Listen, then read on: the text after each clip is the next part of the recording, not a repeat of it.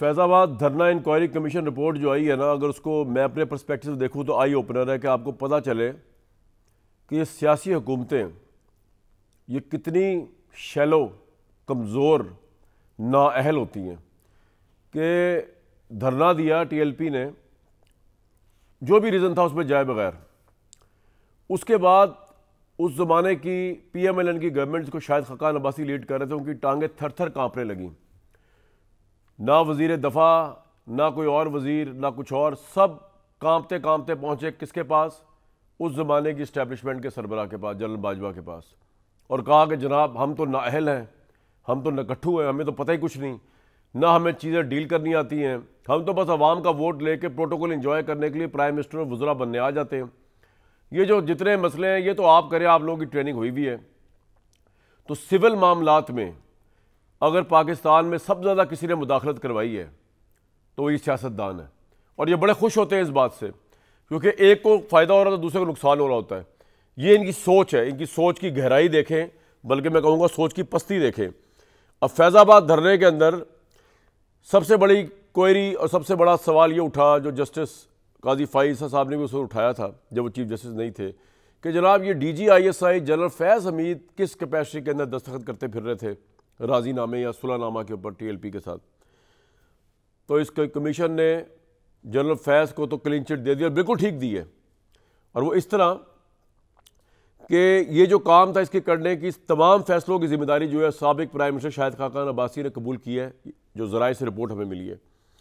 वफाकी हुकूमत ने मुजाहिरीन की, आपको रिपोर्ट ज़राए से पढ़ पढ़ के सुना रहा हूँ, वफाकी हुकूमत ने, और आप सुनते जाएँ, और इस मुल्क में जमहूरियत और सियासत का जनाजा सियासतदानों और इलेक्टेड रिप्रेजेंटेटिव्स के हाथों उठने का तमाशा देखते जाएँ इस रिपोर्ट के ज़रिए। वफाकी हुकूमत ने मुजाहिरीन की क़यादत तक रसाई के लिए ISI की खिदमत हासिल की। फैज़ हमीद ने प्राइम मिनिस्टर की ज़ेर सदारत मीटिंग में दी गई हिदायत पर अमल किया। 22 नवंबर 2017 की मीटिंग के मिनट्स भी तस्दीक करते हैं।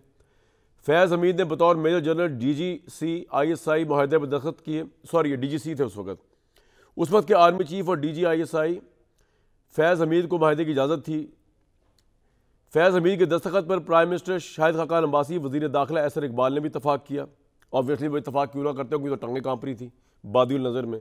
शहबाज शरीफ, एहसन इकबाल, जाहिद हामिद, आफ्ताब सुल्तान से भी जैसे वो किरदार का पूछा गया तो तमाम मुतल्लिक़ा गवाहारों ने किसी भी इदारे मान लिया उन्होंने भी कि जनाब किसी कोई इदारा मुलव्वज़, हम ही नाअहल थे। लिहाजा कमीशन के लिए किसी भी एजेंसी या शख्सियत को धरने से जोड़ना मुमकिन नहीं। हुकूमत पंजाब माशाल्लाह नून लीग की गाफिल और कमज़ोर रही, जिसके बायस खून खराबा हुआ। पंजाब हुकूमत माशाल्लाह अगेन नून लीग की इब्तदाई सतह पर धरने को रोक सकती थी, उन्होंने नहीं रोका। पंजाब हुकूमत का TLP को इस्लामाबाद तक मार्च करने का फैसला नामुनासिब, क्या कमज़ोर और बुज़दिलाना तरीन फैसला था। एग्जेक्टिव को अपनी जिम्मेदारियाँ खुद अदा करनी चाहिए। ये है जनाब पाकिस्तान का मतमा नज़र मंजरनामा। फिर हम चीखते हैं कि फ़ौज क्यों आ गई, फ़ौज को तो जाने नहीं देते सियासतदान, इतने नाहल हैं। अब नवाज शरीफ साहब जो है उन्होंने बड़ी गौर फिक्र की है। उन्होंने कहा कि जनाब ये मामला इस तरह नहीं चलेगा। ज़राए से, जो उनके करीबी ज़राए से इत्तला मिली, वो कह रहे हैं कि वो 6 जजों के ख़त के मामले पर केस में फ़रीक बनने का सोच रहे हैं। इसको इसी से जोड़े फैज़ाबाद धरने के मामला से। नवाज शरीफ का मानना है कि अभी तमाम मामला खुलना चाहिए कि इदारे किस तरह फ़ैसलों पर असरअंदाज होते हैं। बसदे एहतराम फैज़ाबाद धरने में तो आपकी जो चले आपकी नहीं गवर्नमेंट थी, PMLN की जो गवर्नमेंट थी, उसने खुद इदारे को असरअंदाज करवाया, उसने खुद इदारे को रिक्वेस्टें डाली, उसने खुद इदारे को कहा दस्तखत करें। अगर इदारे साजिशों में शरीक होंगे तो मामला दुरुस्त की तरफ नहीं जाएंगे। मियाँ नवाज शरीफ साहब से जोड़ा गया बयान।